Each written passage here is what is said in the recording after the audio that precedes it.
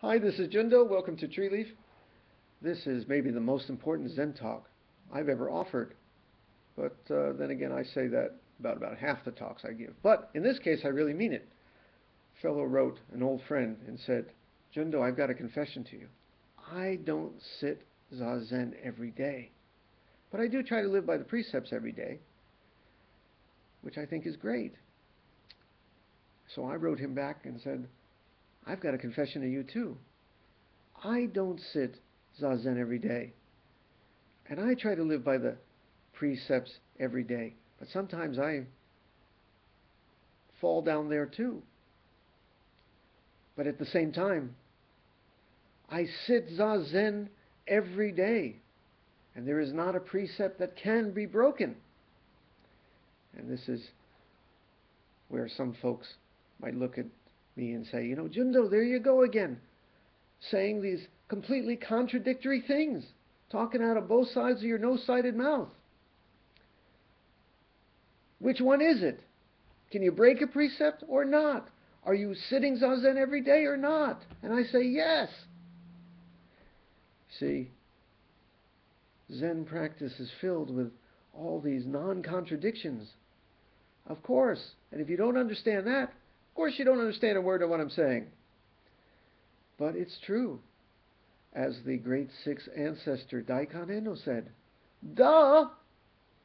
Zazen approaches life from all these ways, dancing together. Things we usually seem as contradictions all meld together in wholeness.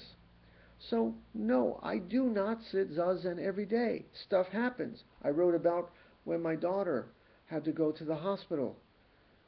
Just this week, I was called away from the Zafu, but it's sometimes not so grand. I confess that sometimes I get caught up in a movie. There was a Star Wars festival. They were showing all the Star Wars films back to back, and I just couldn't get, you know. Sometimes I'm an old guy, I just fall asleep. Nonetheless, I seek to sit every day. It's a lot like the exercise bike that I do. I seek to ride it every day, and I'm pretty good at it. But why do I seek to ride it every day? All to realize that there's nothing to attain.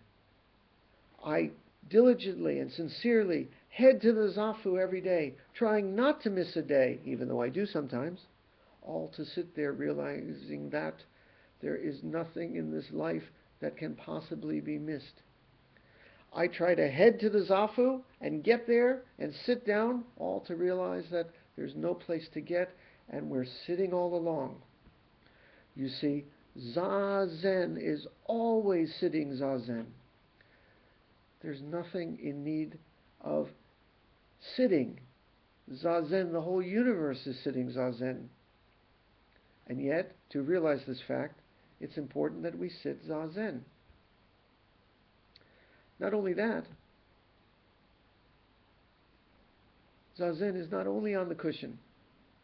When I was sitting in the emergency room with my daughter, on the verge of terror as a parent, sweat dripping from my brow, worst case scenarios popping through my head. At the same time, there was the beauty of shikantaza, wholeness, nothing to attain, not the least worry of life and death, all at once. That is Zazen too. That's a way I sit Zazen every day, even if I don't sit every day. But don't take this as an excuse not to sit on the Zafu. Why? If you do not sit on the Zafu, you will not realize what I'm saying. We sit in order to realize this wholeness, this nothing lacking. We sit diligently, seeking to attain this world of nothing in need of attaining. So that when we go to the hospital, we realize, as our sick daughter is lying there is nothing to fear. Even as we are so afraid. You see, again, life is not an either-or proposition. I sat there in the hospital with terror. My daughter's okay, by the way, now. But at the time, terrified as a parent. She's shaking. She has some fever. The eyes are rolling in her head. You know what kids are like when they get a fever. Doctors are rushing. And at the same time, there was a some wholeness, some calm inside. There was nothing lacking. And so it is with the precepts too. Every day, every ethical choice, I seek to live by the precepts. But do I always make it? No. Fortunately, if I may say, I haven't robbed any banks, haven't started any fires intentionally. I am not pillaging or robbing banks. I have not murdered anyone any time in this life. But I do fall down. Get a little too hot under the collar sometimes? Sure. Lust after an extra piece of cake? Sure, did that just yesterday too.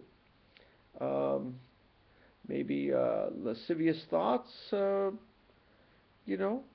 through old Jundo's head. I'm not dead. Head to the beach today, see a cute little girl in a bikini, some vows to maintain.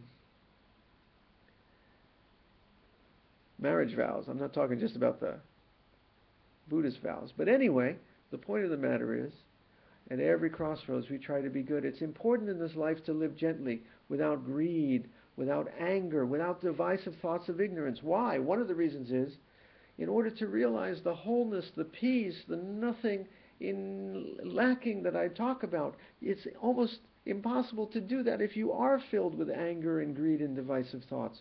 We need to live as gentle people in order to realize that it is all right here. That's what the precepts are for, since the Buddha's time.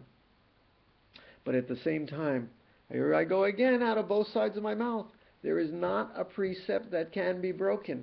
In the wholeness of Zazen, in the wholeness of the Buddha, there is not a sin, not a crime that can be committed. There is no violence. There is no greed. Yet at the same time, in order to realize this fact, we must sit. We must live gently. So I say it to you again. Yes, I miss a day. But no, I never miss a day. And every corner in life, I apply shikantaza in my life. Whenever life hands me some new surprise, shikantaza is always there. And shikantaza is always being sat from one end of this universe to the other. I never break a precept, except I break a precept, but the precepts can never be broken. If you think I'm talking out of both sides of my mouth, and if you hear that that mouth has no sides, then you hear. Shall we sit with that?